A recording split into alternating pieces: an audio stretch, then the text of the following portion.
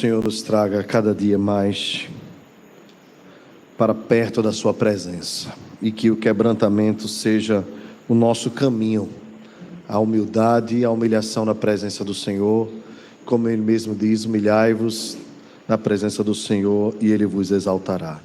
Chegai-vos a Deus e Ele se chegará a vós outros. Primeira carta de Paulo aos Coríntios, meus amados irmãos, capítulo 7, a partir do verso 17.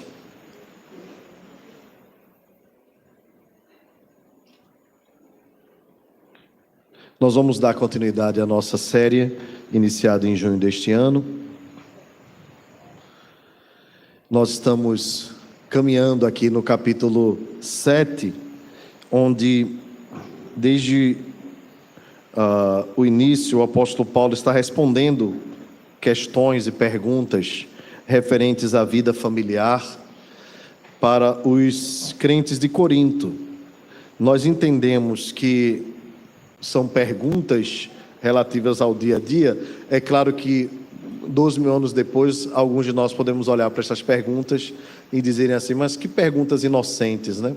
Mas precisamos então, por conta disso, mergulhar naquele que é o princípio hermenêutico reformado, que é o sentido histórico e gramatical do texto. Então nós precisamos nos colocar como se fôssemos os leitores de quase 2.000 anos, como se nós fôssemos alguém de Corinto recebendo esta carta, para que assim nós possamos tentar entender o sentido com o qual o autor quis se comunicar com os irmãos. E este é o grande desafio para nós. E por conta de algumas peculiaridades, vez por outra, nós precisamos dar uma mergulhada aqui na história da igreja, para assim podermos compreender melhor o texto. Bem, hoje nós vamos falar sobre alguns temas delicados para nós, para a fé cristã. Por isso eu peço aos irmãos bastante atenção para a compreensão da exposição da palavra de Deus. 1 Coríntios capítulo 7, a partir do verso 17 até o verso 24, diz assim a Escritura: ande cada um segundo o Senhor lhe tem distribuído, cada um conforme Deus o tem chamado. É assim que ordeno em todas as igrejas. Foi alguém chamado estando circunciso? Não desfaça a circuncisão. Foi alguém chamado estando incircunciso? Não se faça circuncidar. A circuncisão em si não é nada. A incircuncisão também nada é, mas o que vale é guardar as ordenanças de Deus. Cada um permaneça na vocação que foi chamado. Foste chamado sendo escravo? Não te preocupes com isso, mas se ainda podes tornar-te livre, aproveita a oportunidade. Porque o que foi chamado no Senhor sendo escravo é liberto do Senhor. Sendo semelhantemente, o que foi chamado sendo livre é escravo de Cristo. Por preço fostes comprados, não vos torneis escravos de homens. Irmãos, cada um permaneça diante de Deus naquilo em que foi chamado. Vamos orar mais uma vez. Senhor nosso Deus, louvamos-te por tua palavra, pela honra que temos de poder lê-la, estudá-la, ó Deus, e nesta hora, nesta ocasião, podermos fazer esta exposição de forma pública com os nossos irmãos, neste ambiente tão agradável, neste clima tão gostoso de adoração, de louvor. Te pedimos, Deus, que agora, depois de nós termos nos expressado tanto através das orações, dos louvores, agora nós queremos ouvir a tua expressão, que é a pregação da tua palavra. E assim, Deus, sairmos daqui com este diálogo gostoso, este encontro maravilhoso, onde nós podemos falar a ti e podemos ouvir a tua voz. Fala conosco, Deus, nós te pedimos, confiados no teu Filho Jesus e na ação do teu Espírito Santo. Amém. Amém. Meus irmãos, eu falei que esse era um tema delicado porque o apóstolo Paulo, ele usa de um artifício aqui para tratar do assunto que é muito comum o apóstolo Paulo fazê-lo, mas desta feita ele faz assim com uma ênfase muito importante. Esse artifício é chamado de digressão. É quando o autor parece estar fugindo totalmente do assunto, mas na verdade ele está colocando o primeiro assunto de lado para tratar um assunto um pouco menor e assim depois voltar ao assunto principal. Porque se você olhar o capítulo 7, Paulo está respondendo questões ligadas à família. E chega numa parte que Paulo lembra que Deus vocaciona pessoas para serem casadas e vocaciona também pessoas para serem solteiras. Aqueles que são casados devem permanecer casados. Não é lícito pedir carta de divórcio, a não ser pela dureza do coração e por apenas 2 razões, biblicamente falando, é permitido. O adultério, quando a parte inocente fica livre para pedir o divórcio e até casar-se novamente, a parte que pecou não pode mais fazê-lo, e a deserção, que é quando alguém abandona o lar, a parte livre também pode casar-se novamente. Fora isso, Deus diz: aquilo que eu uni, o homem não separe. Paulo, então, vai tratar desses assuntos com muito cuidado, com muita delicadeza, chegando até mesmo a tocar em questões ligadas à sexualidade. Alguns podem até acusar Paulo de ter sido indiscreto ou indelicado, mas, na verdade, Paulo é muito cuidadoso ao tratar destas coisas e zeloso com o bem da família, ao ponto de lembrar que aquele que se casa deve casar-se sabendo que parte do pacto, da aliança, tem a ver também com a sexualidade. Pois bem, então é nesse sentido que Paulo vai tratando a questão dos casados, a questão dos solteiros. Mais na frente ele vai tratar da questão das pessoas solteiras especificamente, das viúvas, mas aqui ele usa esse artifício para tratar de um assunto que tem muito a ver aqui com o chamado pessoal de cada um. Eu disse para os irmãos na semana passada que este verso 17, ele tanto tem a ver com o que Paulo estava falando a respeito da família, quanto ao novo assunto que ele ia tratar. Portanto, eu lembrei aos irmãos que esse verso 17 é como se fosse um link entre os 2 assuntos, embora a gente entenda aqui que é esse artifício chamado digressão, para que ele tratasse de um assunto importante também, que talvez estivesse incomodando os irmãos de Corinto. Bem, nós estamos falando da situação do chamado de Deus para as pessoas individualmente. E especialmente aqui, Paulo vai tratar da questão da escravidão. Esse é um tema que muitos ateus e da alta crítica gostam de tratar, acusando a nós cristãos e ao cristianismo de ser passivo e até mesmo de ter contribuído com a questão da escravidão. Quando nós estamos falando de escravidão aqui, a primeira coisa que vem a nós brasileiros é a escravidão que houve aqui no Brasil, né? Ligada aos negros, aos povos africanos e tudo mais. Porém, a escravidão é um assunto muito antigo nas Escrituras que antecede até mesmo a descoberta do Brasil. Já haviam escravos nos tempos do Egito e até de povos antigos. Os irmãos devem lembrar, por exemplo, que quando os irmãos de José o colocaram no calabouço, depois o venderam como escravo para os povos midianitas. Então veja que a questão da escravatura era uma coisa muito antiga, embora inadmissível, né, e inaceitável, era uma prática dos tempos dos homens antigos. Existiam vários motivos pelos quais os homens poderiam se tornar escravos. Se, por exemplo, alguém contraísse alguma dívida que não pudesse pagar, ele pagaria com prestação de serviço, tornando-se escravo do seu credor. Poderia acontecer assim. Quem sabe até esse seria um princípio muito bom para o legislativo brasileiro sugerir que pessoas que roubassem outras pessoas, além da prisão, pudessem também pagar, restituindo a pessoa que foi roubada. Seria talvez muito didático se pegasse esse princípio aí do Antigo Testamento, né, e de muitos povos antigos, e se colocasse em prática nesse país. Porque a pessoa rouba, de repente rouba milhões, né, como alguns políticos brasileiros.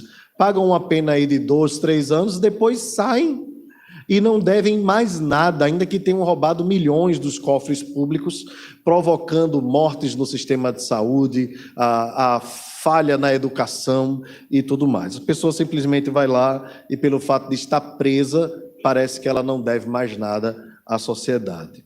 Bem, havia também pessoas que eram filhas de pessoas escravas e já nasciam, portanto, escravas também, e se não conseguissem sanar a dívida, permaneceriam escravas para o resto de suas vidas.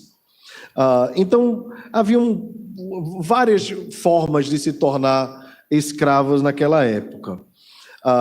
E embora isso fosse muito comum nos tempos antigos, e nós vejamos Paulo tratando do assunto aqui, nós conhecemos até mesmo um caso na Bíblia de alguém que foi escravo, fugiu, e Paulo pede que este homem seja libertado pelo seu credor, que era um cristão. Eu estou falando da carta de Paulo a Filemon, quando Paulo trata de Onésimo, que era um escravo que havia fugido da casa de Filemon e que tinha se tornado cristão possivelmente na prisão com Paulo. Paulo diz: a este filho que gerei em algemas. E aí Paulo diz para Onésimo, veja que interessante, embora Paulo fosse contrário à escravidão, Paulo diz que Onésimo, o escravo, deveria voltar até Filemon levando a carta. É Onésimo quem leva tanto a carta a Filemon quanto a carta aos Colossenses. Okay? Quando ele chega com a carta a Onésimo, a Filemon, Filemon abre a carta e Paulo diz assim: torna este homem tão livre. Se eu posso te pedir alguma coisa, lembrando, Filemon, que tu me deves a tua própria vida. Filemon também tinha sido alcançado pelo ministério de Paulo, então Paulo usa de um argumento espiritual, né? Paulo diz assim: Filemon, se ele deve alguma coisa, bota na minha conta que eu pago o que ele roubou.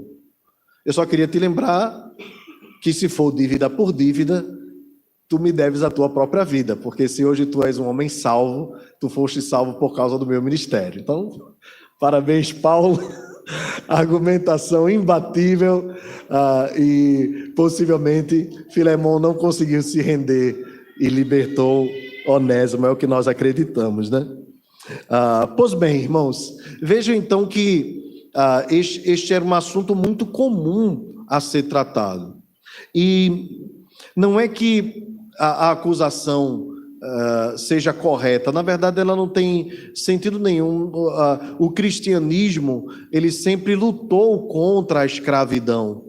Embora em muitos países cristãos a escravidão tivesse crescido, foi através de homens de Deus cristãos que a questão da escravatura, e aqui falando especialmente dos navios negreiros, né, e toda aquela situação ligada à África, foi por causa de cristãos, de políticos cristãos. Eu me refiro a William Wilberforce, ou Wilberforce.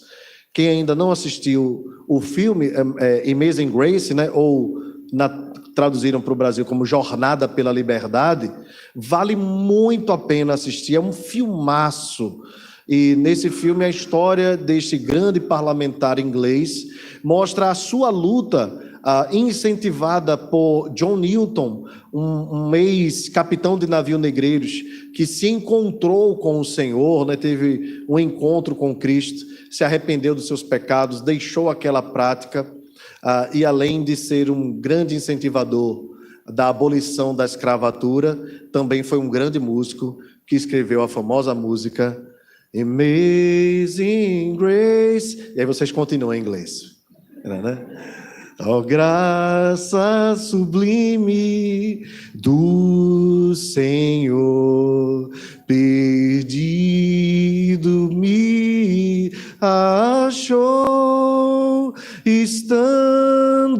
do cego fez-me ver, na hora em que me achou. Essa é uma tradução livre, tá?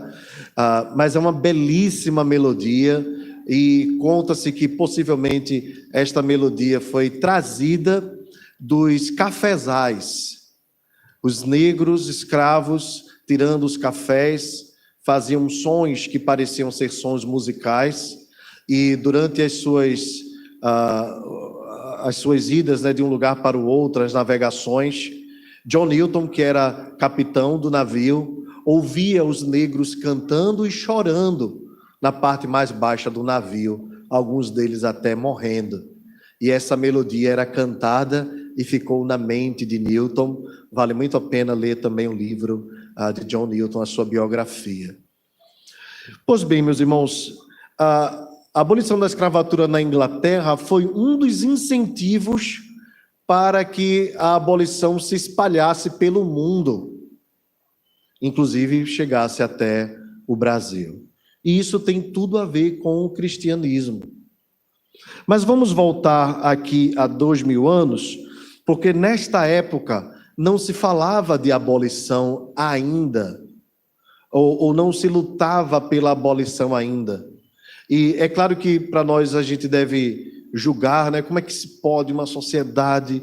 Bem, mas esse julgamento nosso, 2000 anos depois, ele falha por anacronismo, né? Nós não conseguimos entender algumas coisas. Eu vou só dar um exemplo para os irmãos. Nos anos 90, tinham grupos musicais que dançavam com crianças na boquinha da garrafa. Vocês lembram disso? Hoje em dia, nenhuma rede de TV faz mais isso, não é? Graças a Deus. Naquele tempo, as pessoas faziam, as mães incentivavam os filhos, colocavam shorts curtos, roupas inadequadas para as crianças, e aquilo ali passava e passava mesmo. Então, a gente olha 20 anos depois, né, 30 anos depois, e acha aquilo inaceitável. E de fato era. Mas pouca gente se manifestava contra aquilo. Ao ponto de nos programas de televisão, até mesmo programas infantis, as crianças fazerem coisas daquele tipo. Você bota hoje para ver os programas infantis daquela época, né, dos anos 80, 90, as próprias apresentadoras usavam roupas indecentes, que hoje não são mais apropriadas se usar. Bem, eu estou dando apenas esse exemplo para os irmãos entenderem como a questão do tempo influencia muito na perspectiva que nós temos sobre determinadas coisas. A escravidão era a mesma coisa. Então, Paulo vai lembrar que alguns irmãos foram chamados por Deus, ou seja, alguns irmãos se converteram, como nós costumamos dizer, porque a ideia de chamado aqui tem a ver com a vocação. Vocação é aquela ideia do chamado. Lembra que lá na aula de gramática a gente aprendeu sobre vocativo, né? Então tem a ver com o chamado. Esse chamado é o Espírito Santo que faz ao nosso coração. E ele nos chama das trevas para a luz. Ele nos chama para uma nova vida com Jesus. Mas nem sempre nós somos tirados da condição cultural em que nós nos encontramos, diante da sociedade e diante da realidade. Veja, por exemplo, o que Paulo diz: ande cada um segundo o Senhor lhe tem distribuído, cada um conforme Deus o tem chamado. Paulo diz assim, é assim que ordena em todas as igrejas. Foi alguém chamado estando circunciso? Vamos lá, tratando aqui.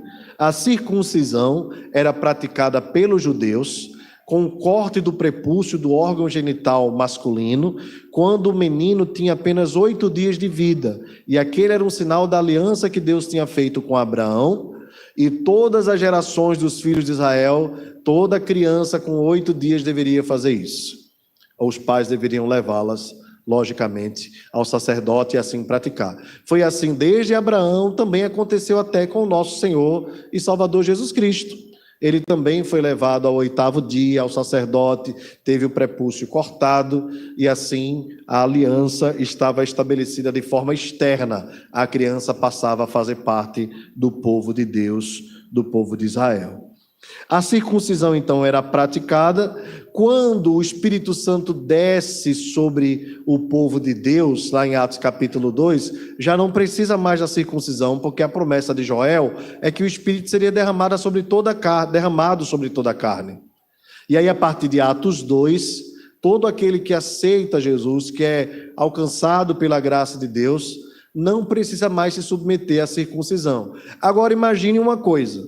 O povo judeu vem fazendo isso historicamente. Agora, judeus se convertem e não precisam mais fazer isso. Só que na cabeça deles, eles não entendem isso. Alguns gregos, estamos falando dos coríntios, os coríntios eram gregos. Alguns gregos nunca tinham feito circuncisão. Outros, influenciados por judeus da dispersão, já se circuncidavam. Então, na igreja, tinha um verdadeiro buruçu. Gente circuncidada, gente não circuncidada, gente que conhecia circuncisão, gente que não conhecia, gente que era a favor, gente que era contra. E possivelmente esse assunto chegou até o apóstolo Paulo. Paulo, então, tem o cuidado de enquanto estava falando de se você é vocacionado para ficar solteiro, fique solteiro. Se você é vocacionado para ficar casado, fique casado. E aí Paulo abre uma digressão para dizer assim, se alguém aqui foi chamado por Deus, sendo judeu, permaneça judeu. Se foi chamado sendo escravo, permaneça escravo.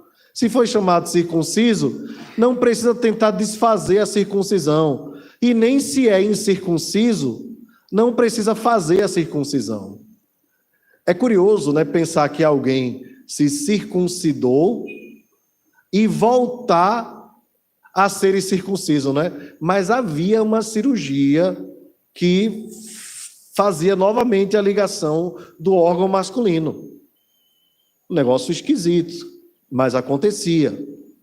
Então havia gente que dizia assim, já que não precisa mais disso, Paulo, da circuncisão, se ela não tem mais sentido nenhum, então eu vou refazer a cirurgia. Paulo diz, também não precisa. E se você não se circuncidou, também não precisa se circuncidar. Veja que a explicação dele é exatamente essa. Ó. Foi alguém chamado estando circunciso? Não desfaça a circuncisão. Foi alguém chamado estando incircunciso? Não se faça circuncidar. A circuncisão em si não é nada. Ela tinha valor na antiga aliança. Não tem mais. Nem a incircuncisão também não é nada. Mas o que vale é guardar as ordenanças de Deus. Veja aqui que esse é um detalhe que Paulo vai chamar a atenção mais à frente. Por que Paulo está dando esse toque aqui de guardar as ordenanças de Deus? Porque havia uma pressão muito grande entre as igrejas gentílicas, ou seja, as igrejas que não estavam em Jerusalém, influenciadas por judeus, chamados judaizantes, foi muito forte na cidade da Galácia, e também tinha um pouco na cidade de Corinto. Havia alguns que diziam assim, não, para ser de fato um cristão, você precisa se submeter à circuncisão, você precisa praticar as coisas do judaísmo. Paulo, então, precisa atentar para esses irmãos, dizendo assim, irmãos, isso não tem valor, nem quem é, nem quem não é. O que, na verdade, Deus quer é que nós guardemos as suas ordenanças, e não as ordenanças de homens, nem tradição de homens. Agora, vamos tentar contextualizar um pouquinho aqui com a nossa realidade. O evangelho, quando ele é pregado, o evangelho ele é acultural, ele é supracultural, ele é contracultural, ao mesmo tempo que ele interage com a cultura do povo que é alcançado. Vou louvar a Deus sempre pela vida dos irmãos que vieram de outros países evangelizar a nossa nação, mas houve falhas também, é natural, são naturais as falhas, né? Alguns desses irmãos vieram da Suécia, por exemplo, um lugar muito frio, né? E quando chegaram aqui, eles achavam que as roupas deles eram adequadas e as nossas não. Passado 100 e poucos anos, ainda hoje, tem pastores que dizem que o crente, se andar de bermuda, não é crente. Que o pastor, se não pregar de terno, é meio sermão. Né? E que se a irmã não usar um cocó, mas cortar o cabelo curtinho, ou pintar o cabelo porque não gosta do grisalho, é porque não é muito crente. Os irmãos sabem muito bem essas coisas todas. Não precisa nem falar muito. Isso é a cultura de um outro povo que veio junto com o evangelho para transformar não apenas corações, porque eu creio que esses irmãos tiveram boas intenções. O problema é dizer que a nossa cultura, o nosso jeito, é pecado quando não é. Então essa é uma questão muito curiosa na missiologia e que deve ser tratada sempre com muito cuidado. Quando a gente vai levar o evangelho, a gente leva o evangelho. E tudo aquilo que é contrário ao evangelho, o evangelho é poderoso para transformar e para tratar. Mas a nossa cultura nós deixamos para o nosso povo.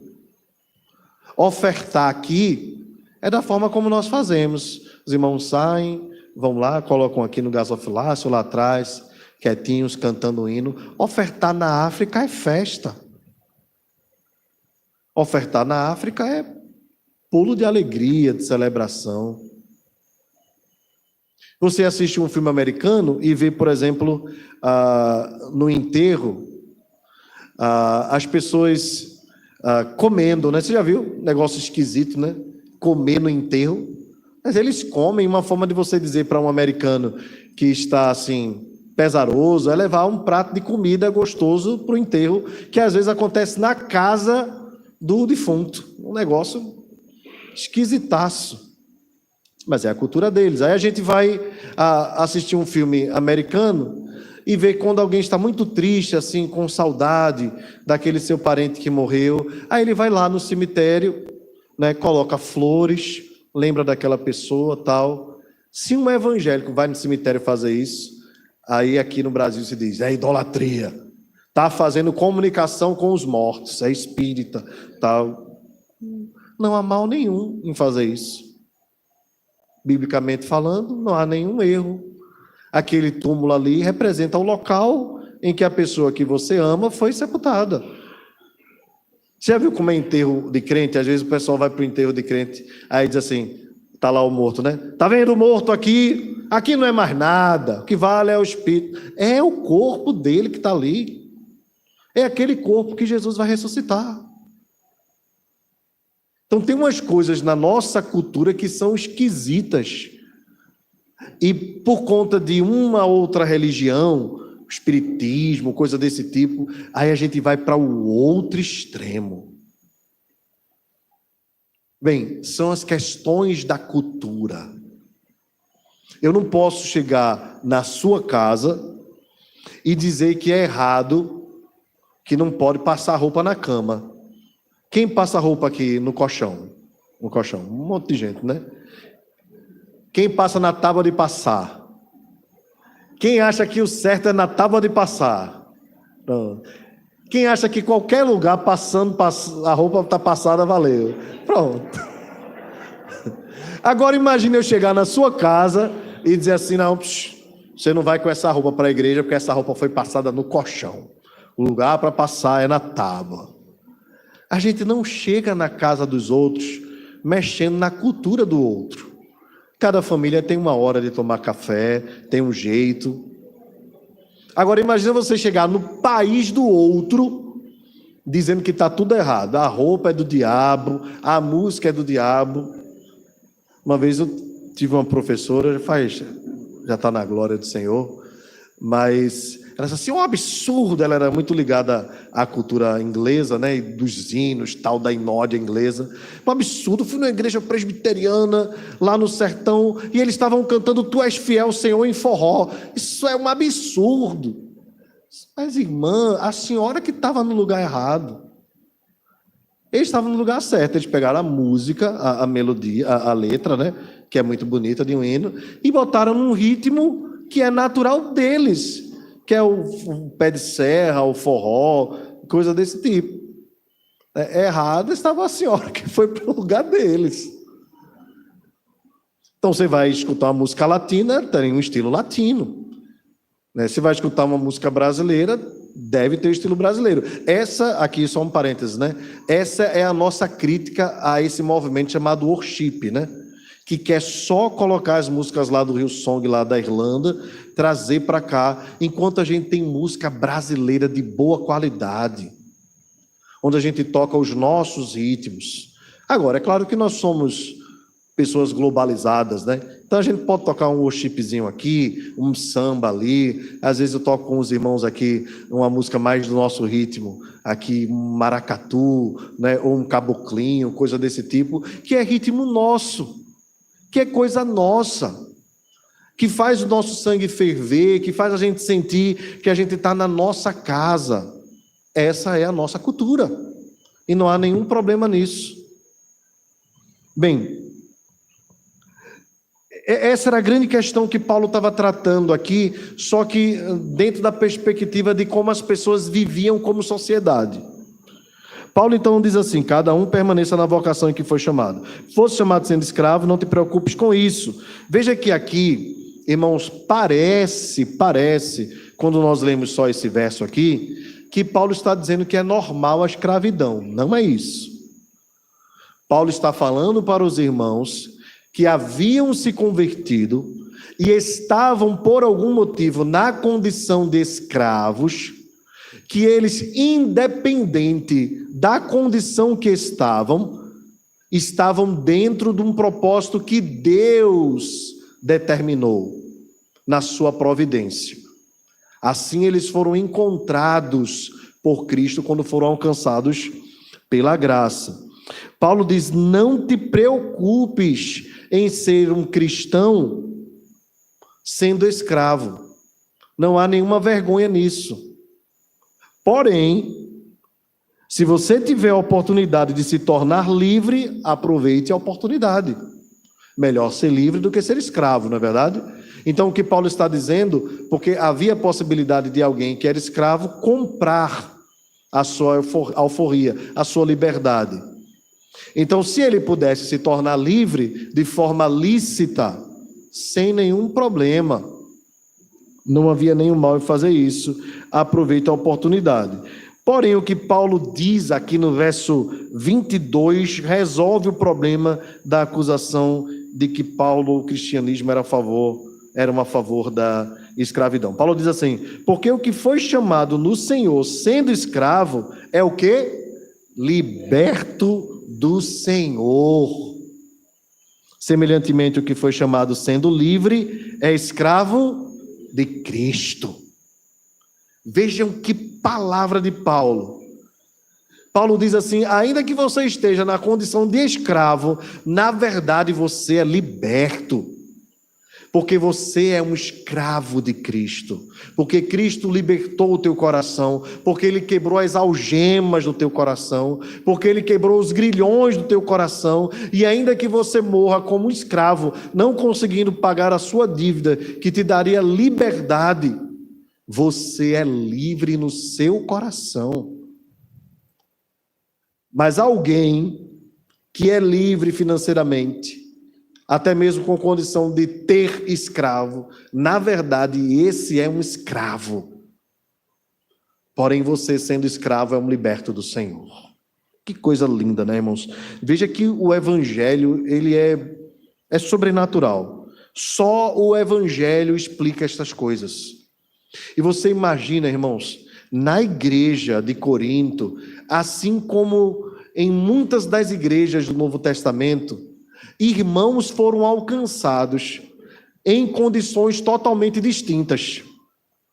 Você imagina a graça de Deus alcançando a cidade de Corinto. Quando chegou o evangelho e Deus foi alcançando, a Bíblia diz que Deus não faz acepção de pessoas, então Deus alcançou prostitutas, alcançou gente que estava divorciada, alcançou gente que estava com a família normal, alcançou gente escrava, alcançou gente livre, alcançou escravo, alcançou senhores.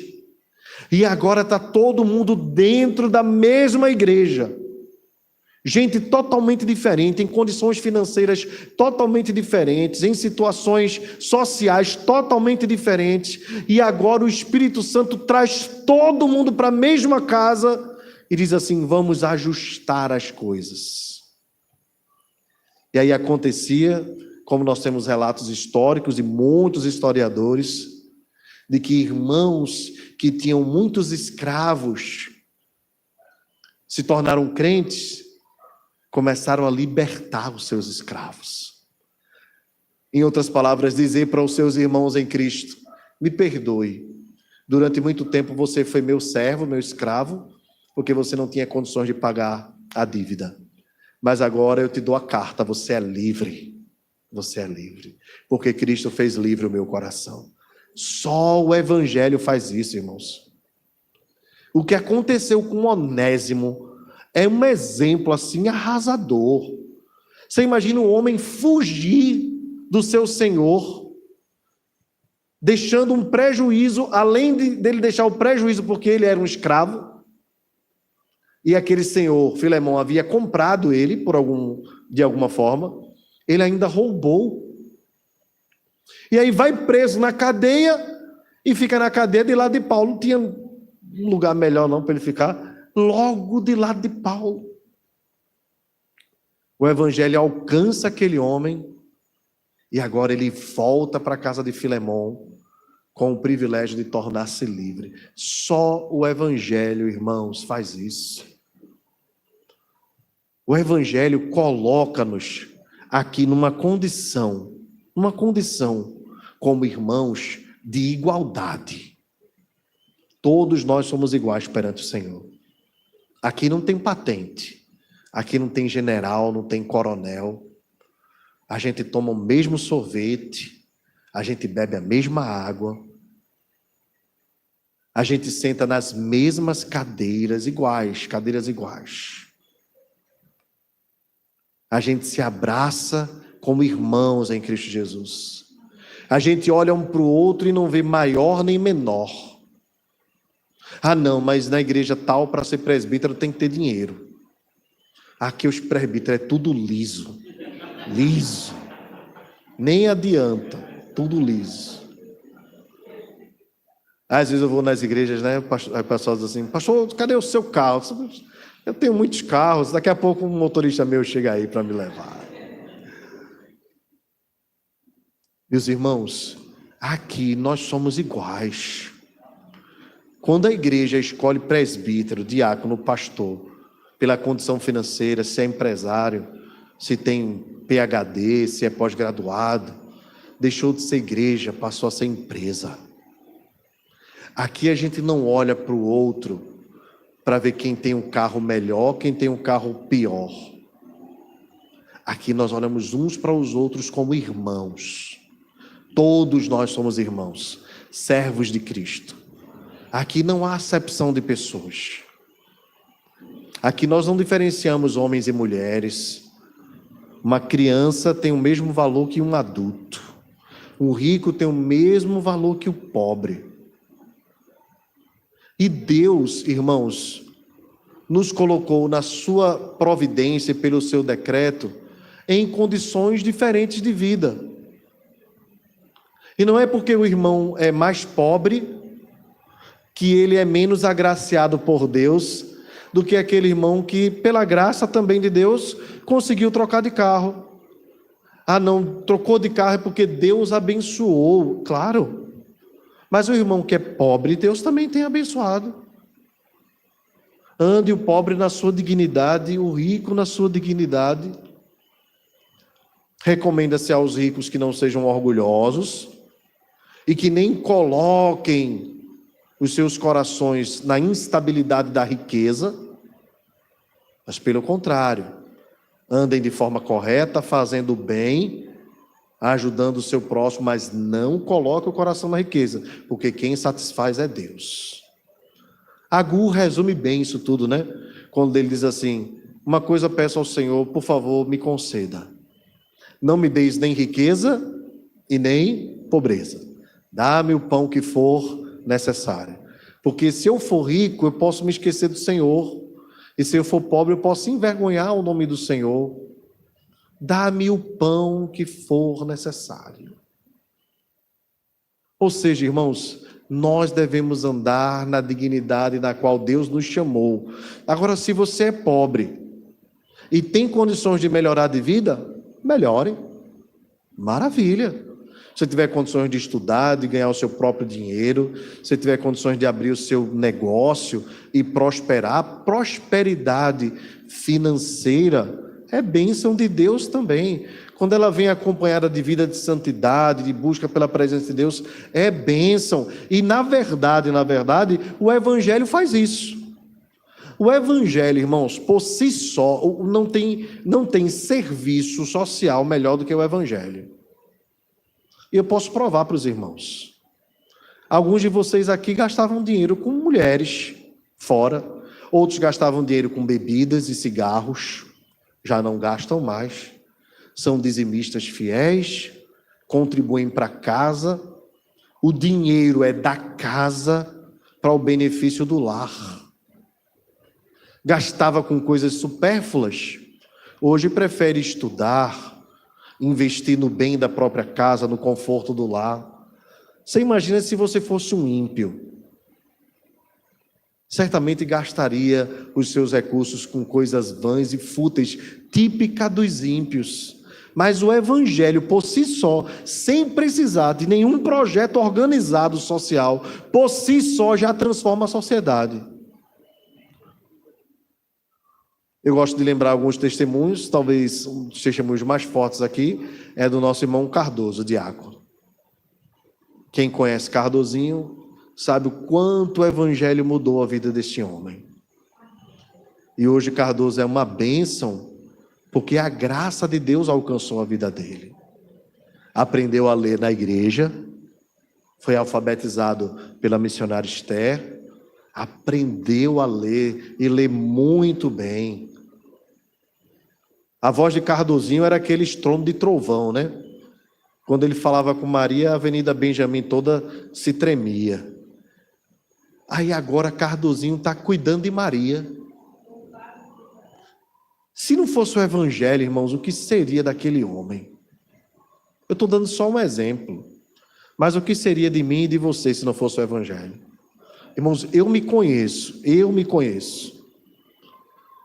E eu digo sempre ao meu coração, Catiana é minha testemunha também, e às vezes eu compartilho com ela. Se não fosse o Evangelho da graça de Deus na minha vida, eu seria uma desgraça para essa nação. Eu tenho potencial para isso. Os irmãos nem imaginam. Mas eu sou o que sou, não é porque eu fui bonzinho, é porque a graça de Deus me tirou do reino das trevas e me trouxe para a luz. Você também foi tirado das trevas para a luz. E Deus olhou com graça, com misericórdia, resgatou a mim e a você, para nós sermos uma bênção. Permaneça naquilo que Deus tem lhe chamado. Você não precisa se tornar um puritano inglês do século XVI para ser uma bênção nos dias de hoje. Você olha para eles, os nossos pais, tira os princípios, os valores, a devoção, o amor, o zelo daqueles homens e diz: eu quero ser uma bênção para o século XXI. Você olha para as mulheres da Bíblia do passado e você diz: eu quero ser uma bênção para os dias de hoje. É isso. Para encerrar, o apóstolo Paulo diz: por preço fostes comprados, não vos torneis escravos de homens. Mais uma vez, veja que é a terceira vez que Paulo diz essa frase. Vamos ler juntos, verso 24. Irmãos, cada um permaneça diante de Deus naquilo em que foi chamado. Vamos repetir mais uma vez? Irmãos,